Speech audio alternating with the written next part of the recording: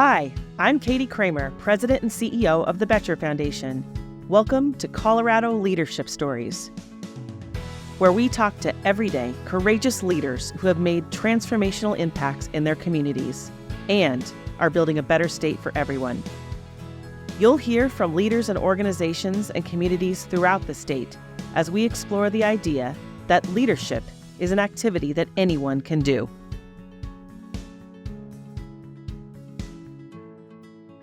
Today, we're talking with Kyle Clark, a well-known member of Colorado's news media and a community champion for the philanthropic sector. Kyle is an anchor for 9 News, who is also the managing editor of Next with Kyle Clark. Next has been Denver's most watched newscast since 2018, and Kyle himself has been honored with more than 20 Emmy Awards. Kyle also created Word of Thanks, a weekly micro-giving campaign supporting small to mid-sized nonprofits in Colorado. Word of Thanks rallies Next viewers to pool their $5 donations to make an impact for a single charity each week, having raised more than $11 million. Kyle, it's great to see you, and welcome to Colorado Leadership Stories. It is an absolute honor to be here. Thank you for the invitation. Well, we're glad you're here. As we typically do, we want to start with some personal questions about your own leadership story before we learn what you're up to now. So let's dive in. I understand you grew up on the East Coast and are originally from New York. Share with us a little bit about your childhood and your upbringing. What were some of your favorite hobbies and things to do? So I grew up in a town called Lyons, just like Lyons, Colorado, and roughly the same size, so about 3,000 people. So about the size of like a Bennett or a Burlington or a Yuma or a Ray. It was a farm town in Western New York. And I'm the son of 2 educators in the public school system in the town where I grew up. And I grew up surrounded by nature and by stories and storytellers. I had a childhood that was lived outside, doing all of the little things that kids do outside, building forts in the woods and just exploring and being left to my own devices outdoors. And that's something that really sticks in my mind about growing up, and also just being surrounded constantly by learning and learners, right? My parents, being teachers, instilled the idea that learning is an adventure, and then storytelling is just an opportunity to share those learnings with somebody else, right? And to tell somebody a story that takes them someplace. I think about the times that we gather on my grandfather's farm, and this is a place, he owned a TV. I never saw it on, so I'm not sure that it worked, but it was ancient. But this was a place where all of the stories were spoken among family members, and people would gather around all kinds of different life experiences. My grandfather was a farmer and a carpenter, so you got my dad and my mom who are teachers, and an uncle who worked in the prison system, and a guy who was a truck driver and a homemaker. All these people sitting around just telling stories for hours at a time about things that they had seen or heard or experienced together and apart. And I just remember sitting there as a kid in awe of the ability of people to tell a story that moved somebody.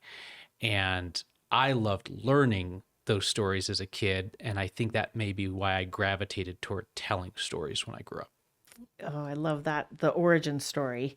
When you think about your childhood too, and other than your parents, who were some of your mentors and role models, and why? I would say I have to mention my parents for the reason that they modeled from a very early time in my life the importance of being of service to others. They continue to live, now in retirement, lives of service. And I think they're more busy in service now that they are retired than they were before, but it's that same thread, which is find something to do that you can get paid for that's of service to the community. And when your hours are done doing that, find other ways to be of service to the community. And that's the point. If the question is, what's the point in life? The point is, how can you be of service to other people? And that's what they most of all instilled in me. And then I would mention another early mentor, a guy named Tim Castleman. When I was 15, I kept telling my parents, I want to learn how radio works. I want to go work at a radio station. And they got sick of me saying it. Eventually, my mom said, great, you're going to call the local radio stations until one of them says that you can go in there and do something for them. And you can't leave the house or go anywhere else and do anything else until you do that. So I called a local ag radio station, 5,000 watt radio station, where they'd read like the commodities prices in the news in the morning, and then they'd have talk on during the day, and at night they do high school basketball and football. And I called that AM station and I said, hey, I want to learn how radio works. And they said, come on over. And I went over and I met some wonderful folks who very quickly were like, would you like a job? And it was running the commercials during baseball games. And then there was a guy named Tim Castleman, who for years had done high school basketball and football on the radio. He was a probation officer by trade, but he did this during the evenings. He was so good at it. And he knew that I was interested in it and that I used to go into the stands and pretend with a tape recorder that I was calling the games. And I was completely not ready to actually do it in front of an audience. But Tim said, let's do it anyway. And he gave me a shot and he taught me how to do it. And he took me around and people were like, who's the kid? And he's like, he's my new broadcast partner. How And cool. he invited me into his world and he gave me the opportunity to do something that I was not ready to do, but he got me there. Wow. How old were you when that was? 15, 16. Oh, man. And so is that what you majored in college? You went to Ithaca College, right? Correct. And so that was sort of this motivation of storytelling and that's why you landed there? Yeah, and I think kind of maybe a cross connect with the idea of community service is that if you're able to be somewhere and tell somebody what's happening, that's one way to be of service to the community. And you think about a high school basketball game, all right? There might be a couple hundred people in the stands, maybe 1,000 if it's the biggest game of the year. But for, number 15's grandfather, who's at home because of his health and he can't watch his grandson play, the only reason that he is able to experience it is because we're sitting there talking about it. And that has immense value to that man and to that family. And I just think that's the value in journalism. Anytime you can be somewhere, see something, tell people about something happening that other people are not necessarily talking about, or telling the whole story about, that's of huge value. So that drew me first to the world of sports and then kind of into news of just how can I see things and tell people the truth about what's going on, especially when there's an opportunity to maybe be the only person who's doing it. It's powerful. And so you start your broadcast career in New York, right? Yep. And then how'd you get to Denver? So my senior year in college, I took classes a couple days a week and then worked 5 days a week down the road at a TV station. And I was kind of eager to just get out and go, And then I went and I worked a couple of years in my hometown with the folks that I had grown up watching on TV. Oh, wow. Which was every single young journalist, if you have the opportunity to work in your hometown, you absolutely should, because you very quickly understand just how important of a service it is to the community and how interwoven great journalism can be in a community. So I worked 2 years in Rochester, and then I wasn't really sure where my path was going to go, whether I wanted to be in my hometown for the rest of my life, but I knew that I at least wanted to try something else. And I very much wanted to learn from the best. And the best photojournalists in America were and still are at 9 News in Denver, and reached out to the folks here and came out and started here close to 17 years ago. Wow. And decided to stay. Well, we're glad for that. In most professions, you have a welcome to the real world type of moment where we realize how much our work matters and how it impacts people's lives. And you started talking about that a little bit, but when was that moment for you? I feel like it was a cascade of moments. I think it starts with that idea of being able to transport somebody inside a high school gym or to a cold football field in November to tell them about a football game where they couldn't otherwise go. I think that that's one of those moments. I think in my first television job, I had the opportunity to approach an elected official, a city councilman, and ask him why he wasn't paying his taxes. And I'm sure this is a family show, so he responded with, "Go F yourself." But I realized in that moment, I was the one who was in a position to advocate for the community, for his constituents, and to ask that question in the same way that I was the one in the position to talk about the basketball game. And then coming to Denver, one of those moments really hit me. There were a number of service members of color who were posthumously awarded the Medal of Honor when President Obama reviewed cases where service members had received lesser honors and were overlooked due to discrimination. And when the list of those honorees came out, there was one of them, they would list, birthplace, hometown on each of these men. They were all men. And for one, it was birthplace, Colorado, ? Hometown, blank. It's the only one like that in the whole thing. I was so intrigued by this, and it was Corporal Joe Baldonado, who served in Korea. We were so intrigued by his story, and I looked around, I'm thinking, who here knows him? Nobody knows him. VFW doesn't know him. Legion doesn't know him. Nobody here knows this guy. So through the White House, we ended up getting in touch with his brother, Charlie, who lived out in California, and just said, I'm sorry, is your brother from Colorado? And Charlie was astonished because he felt like until that review by the White House that nobody remembered his brother. They had no ties to Colorado because of the fact that they were migrant farmers. They were migrant workers, and they traveled state to state. And he said, I believe that my brother was born in Colorado. He says, I believe that I was born in Colorado. But then we were in Wyoming and Arizona and Utah and ended up in California. And his brother shipped off to Korea from California with no hometown. He had never had a hometown his entire life.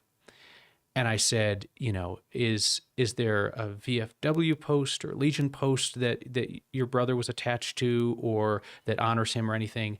And he said, no, there's not. So this honor, the Medal of Honor at the White House, was going to be the first time in a generation that anybody else had said this guy's name or recognized that he died a hero in Korea, didn't return home, and his body didn't return home. And we asked his brother Charlie, could we remember him and tell Coloradans about him? And how would you feel about that? And he said that it would mean the world. So we were able to travel with Charlie to the White House, to the Korean Memorial, where the throngs of tourists, visitors from South Korea come up and embrace him because he's a man of that age. And he's telling them, it wasn't me, it was my brother. It wasn't me, it was my brother.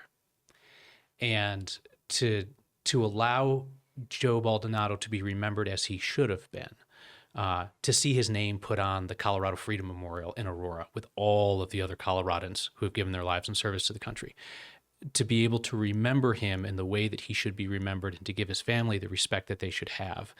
And we were the ones in a position to do it. That's a very long way to answer your question, but that's what it's all about. It's a great story. Great story. At Boettcher, we talk about how leadership is an activity, not necessarily a title, and it can be risky. It was absolutely risky for 9 News to experiment with a new evening format, Next, in 2016, which, if I understand, was your concept along with a colleague, right? That Indeed. pitched it to the network executives. The show is awesome. Thank you. It provides unique, honest perspective on what's happening in Colorado, offering analysis and commentary beyond sound bites. And I think it wasn't an immediate ratings winner. In fact, it was not. It was the opposite. Well, but the show's longevity and success is now the most locally watched newscast, and its impact are clear. So I want to hear the story about Next. What has Next taught you about community journalism? I think more than anything, Next has reinforced that our community does and should expect more out of local television. They should expect more than they've been given, which is not to say that there haven't been phenomenal journalists working in television over the years in Colorado and some great work done. But on a day-by-day basis, what are we telling people about their community? What are we telling people about their neighbors? I think that those of us who work in broadcast journalism have to reckon with the fact that for a lot of years, a lot of what our industry did was not only not helpful to the community, but was actively corrosive to the bonds of community. It taught people to fear their neighbors. It taught people to fear those who are perceived as doing wrong or scary or others. I mean, we'd make people scared of what was in their fridge, like something in your fridge may kill you, the film at 10, it's like, well, no, if it's going to kill me, I want to know now. But this idea that people should watch you out of fear because you on TV will protect them from the other out there. And then we wonder why people live in self-segregated communities based on their ideologies, and we've separated. We have to accept some responsibility for what we as journalists, and I will just say particularly in local TV news, did to reinforce that fear factor in our communities. And I think there's a different way to tell people what's going on that is not the litany of tragedy model. The sit down and let me tell you the 10 worst things that happened today, then weather and sports. That's a model that we can put in the past. It doesn't serve the community.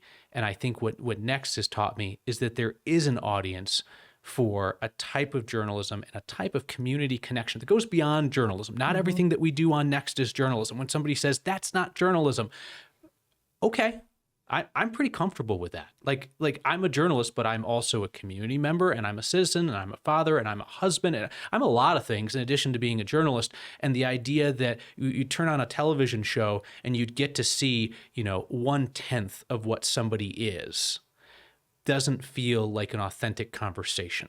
So I think Next maybe has opened the aperture a little bit. I think so too. And the commentary segments that you're trying to bridge partisan divides and emphasize shared values and more focus on civics. It's really appreciated. Could you share more about some of the challenges and maybe opportunities of bringing Coloradans together around those principles of truth and fairness and accountability? So this was the idea that was hatched along with Next, which is that the cable news model especially is built on division. Right? Get people very angry about the other side, feed them what they want to hear, and they'll keep coming back for more. That's a very profitable model on the left and on the right. We were not interested in doing commentary that stoked division, nor were we interested in advocating for ideology, and almost never advocating around policy. Right? That's not my business. That's for other people to decide.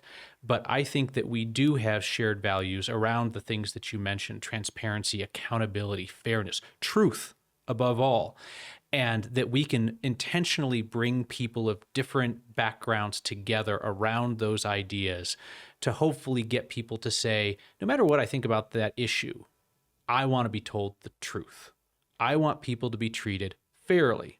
I want to know what powerful people and institutions in my community are doing. And hopefully those are shared values. I think that premise is challenged more today than ever through the temptation of authoritarianism and extremism. I think that it is tempted when folks see or say to themselves or convince themselves, well, the other side's doing it, so if we don't, we'll never win again. I think we've got to keep people rooted in the idea that the truth benefits us all, because if we cannot operate from a shared reality, we can't function in any way as a community. And we certainly won't be trusting enough to be of service to one another if we can't operate out of a shared reality. I agree. And I think the other piece that you bring, just as a leader, is in the philanthropic sector here. You really are known as a difference maker, Kyle. And Word of Thanks, which is part of Next, has made a significant impact by engaging viewers to pool their money, like we talked about.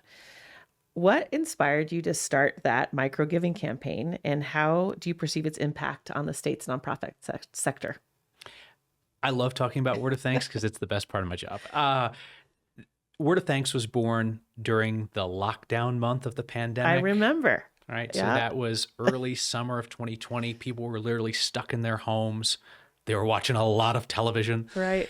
But we had this opportunity to channel people's great desire to be of service to their neighbors.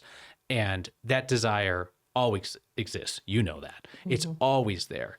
And what people want is a more frictionless way to be of service to others. They just want help. And what's wrong with that? I mean, everything in the world is set up to make things easier for folks.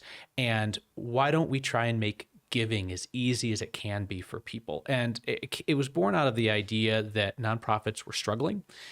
And maybe you could, give one or two of them a shout out every now and then. And just thought, they don't need a shout out. They need funding. Right. Right. And, but what are we going to do as a TV station to give them funding? I mean, yes, we could give them, $1,000 grant or something like that. But what if we tried to harness the power of community to ask everybody to do what they can? And if that's $5, beautiful. Because if we can get 10,000 people to give $5, that's a lot of money. And as it turns out, you ask people to give $5 and they give a lot more. They give a lot more. And they give, and they give, and they give. And we are coming up this spring on 200 consecutive weeks of Word of Thanks microgiving.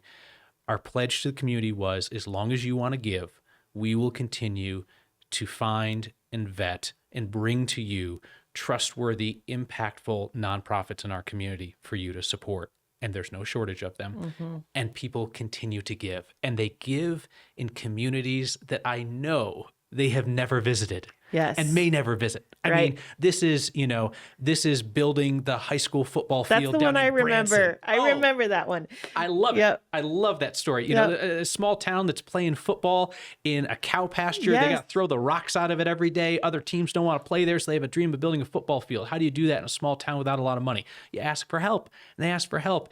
And I want to say that Next Viewers raised something like $80,000 or $90,000 to help them build that field. And the thing is, they do it everywhere. They do it from neighborhoods in the city to the suburbs to northern Colorado to western Colorado. They will do it for communities that do not receive 9 News' signal. I mean, whether that's in Colorado Springs or in Mesa County, every corner of this state, people will give to communities that they don't necessarily know because they want to be of service to others, to people they will never meet. And I love that. And I love what that says about our community, because what it says about our community is very different than what most TV news tells you about people, right? Yeah. No, it's so true. And it feels very Colorado-ish, barn raising, too. I do love that. And it's funny that I thought of that same example. I remember when that ran, because I've been there before, and I was You've been curious. everywhere. Yes, I have. That's part of the job, I guess. But when you work at the Boettcher Foundation, but I wonder if there's been another one or two of the projects that you were like, man, that feels so good. I know that there's 200 examples, but maybe there's a couple favorites in addition to Branson. I will say we almost always try to pick a new cause every week. There are very few that we return to because we want to be able to spread that generosity around. Absolutely. One campaign that we have done every year for 4 years now is buying holiday gifts for every kid in Denver's housing authority housing. And we worked with the nonprofit Friends of DHA the first year to do that. And the first year that we were there, they were on a first come, first served basis. When they ran out of gifts, they ran out of gifts. So it was a scramble for the parents to get on the list. And I just said to them, how much do you think you would need to cover the whole list? If I'm not mistaken, Next Viewers raised about $120,000, Wow. covered every kid on the list, and allowed them to then buy gifts for kids in Section 8 housing. And then they came back and they did it the next year. They did it the next year. Cool. And they were able to put away enough money along with other fundraising that now it's no longer first come, first serve. The nonprofit is able to get a gift for a kid every year. And we're now there to layer on top of and extend their reach every year. And that's Next Viewers just saying every kid should have the joy of unwrapping a gift. Kid I may never meet. Who knows if I'll meet them? Or I have folks who live in Denver housing who have given to the campaign and written in and said, this has helped my family. We're having a good year this year. I'm in a position to help. So here I am to help one of my neighbors. You can't beat that. You can't beat that. And that binds people together in such a meaningful way. And I love that Next Viewers are able to look all over the state and say, oh, I know that town. I helped out there. Right. Oh, I know that place. You know, oh man, they got hit by a bad flood a couple of years ago, but we chipped in up there in Hayden. When meatpacking plant workers were out of work in Morgan County, we helped out those folks there. Yep. And I just want people to feel connected to their neighbors because they are. Right. That's the word that came up for me, connected. Absolutely. You have such a public platform through Next and this too. And I wanted to talk about social media for a minute, because you have quite a following on Twitter and now Thread platform. And you probably get the attention of both supporters and trolls. And on Twitter, you have more than 176,000 followers, and you are an active social media user who doesn't shy away from communicating with your audience. Journalists, especially broadcasters, have long been public figures. And so I'm thinking about that, how that shows up for you. Certainly there's some advantages, but probably some disadvantages. Talk about how you think about that. I'll just say first off, because I think kind of as a society right now, we're very down on social media, and probably quite rightfully so. As it relates to journalists, the ability for social media to provide the public with access to journalists, decision makers, and powerful people is essential. That has to stay. We have to find a way for that to happen. The days of a journalist getting a report wrong on television and somebody's recourse being calling, writing a letter, or holding a picket sign outside the station are over, and they should be over. We should be called out publicly when we get something wrong or when we're missing context for somebody to say, and hopefully they do it in good faith and with, an opening to conversation with, did you know this? I'm going to guess that you didn't know this. What about this context? Have you thought about talking to this person? But to do that publicly, I think it's very important to do that publicly. For when the mayor or the governor says, here's the thing we did, to see on equal footing citizens below saying, I don't like that. I like that. Sure, some of them are trolling, but many of them are offering good faith critiques, and they're doing it on level footing with the person who has the microphone, the camera, the position of power.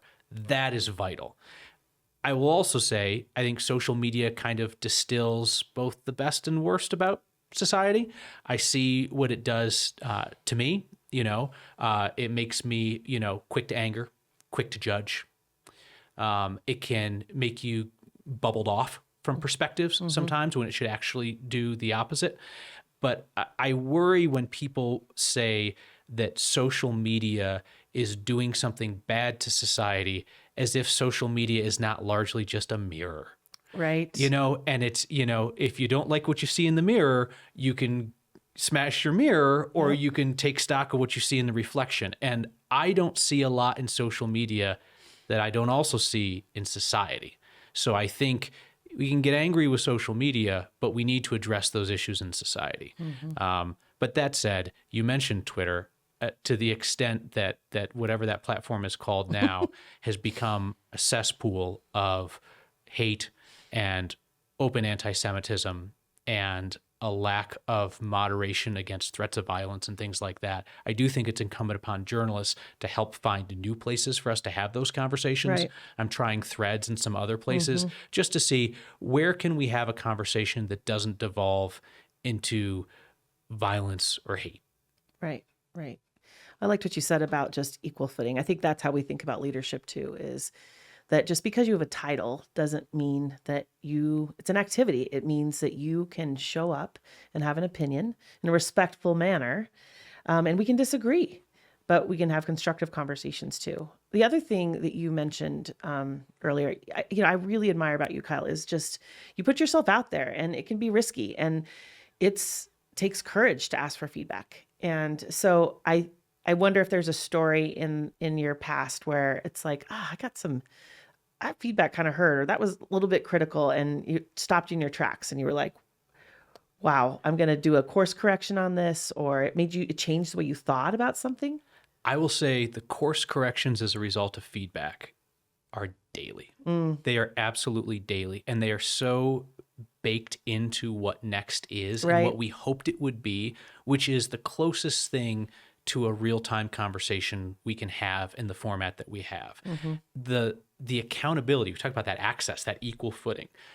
I say something on TV. If I get it wrong, I have the gift of 100 people telling me it was wrong, right?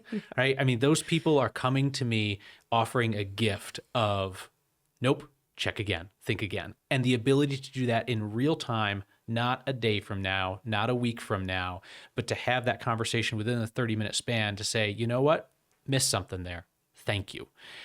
That course correction absolutely happens on a daily basis. And the ability to have that constant stream of feedback where you can take the good faith stuff and really use it to try and become a better person, to try and be of more service to the community is invaluable. And honestly, the bad faith stuff just makes me laugh. So I love to share that too. Right. Absolutely. Well, the next question I wanted to ask you is I want you to answer it from, as a leader, you have a lot of different hats that you're wearing, right? Certainly one we talked about in your professional context. But I know you mentioned your husband and your father and a Coloradan. And I just wonder, how can we be better as a society around civic engagement so that we elevate authentic community leadership? I love this question. I think there's a lot of ways to answer it, and I feel fairly ill-equipped to answer it. But what occurs to me is I think better civic engagement and leadership begins with making people feel like they belong and making everybody feel like they belong. I came here as a transplant and struggled for a long time about, is this a place where not only me, but my family, would we ever be welcome here? Would we ever feel like we belong? Obviously, we've stayed. We do feel like we belong. I hope that Next is a place that makes people feel welcome. We hear that from viewers, that you've helped me learn about this state. You haven't made me ashamed that I don't know things or don't know how to pronounce something, or you've taken me to new places and done it in what we hope is a judgment-free way. And I think that that's the way that we're going to help bind people together and get the most out of everyone, is making people feel like they belong. And sometimes that's going to be a challenge on a number of different levels. We watch what Denver's going through now in terms of housing and assisting migrants. For the folks who choose to stay in the community, who are pursuing the legal pathways to stay, how fast can we make people feel like they belong? Because that's how they're going to live their best lives and be of the most service to the rest of us, right? And when it comes to people who are, struggling against opioid addiction, other substance misuse, for people who are living on the streets, how quickly and how best can we make folks feel like they belong and like they're valued and like their contributions will be respected? And I think it can be as difficult and as heavy as those situations, and it can be as simple as, do we welcome newcomers to our neighborhood? Right. That's great. Okay, we're about wrapped up. I've got just a couple more questions for you. And this one, we invest in a lot of young people at the Boettcher Foundation with the Boettcher Scholarship, and there's just incredible humans here that are up and comers. And so, doing what you've done and how you've done it, what advice would you give to young people that are entering the workforce, maybe even as aspiring journalists like yourself, or just in general? I think I would encourage young journalists and anybody getting into the workforce to figure out how they want to make an impact, how they want to be of service to others, and to not necessarily allow that to be defined by their job title or the expectations that their boss has or the way that it's always been done. And if you don't have a role that aligns with your values and the impact that you want to have, find a new role. Find a new role, because life is too short to spend years of it not being able to live out your values or to be able to impact the community in a positive way. And I think for a long time, journalists especially have been bound by this generations old idea that we are simply here to observe every bad thing that happens, tell people about it, and then they can sort it out for themselves. What a dereliction of duty. Because journalists by nature are not subject matter experts. Every single day when I talk about something on Next, I'm talking to somebody out there who knows way more about it than I do. Right. All right. So hopefully I approach it with the humility to understand that, to welcome their input, but then to also know that perhaps the thing that I can specialize in is connecting people. That might be the thing that I can do. But if I was in a job where the expectation was, read about a bunch of fires and car crashes and murders and then toss to weather, No. And young people shouldn't settle for that either. There are great employers, there are great jobs, there are great opportunities out there all over the place. Don't settle for being constrained into a job without impact. Amen. Hallelujah. I wanted to just second that, because that's a shared piece of both of our journeys, I think. And I go back to the beginning of our conversation where you were talking about early for you. It was storytelling and service. And look at what you're doing with that. And I think when you can find something that you care about that's values aligned, then you make your own job. Yeah. And if you're being, your soul is being crushed by your current role, then find something else. I mean, I've had that chance to do it Boettcher too.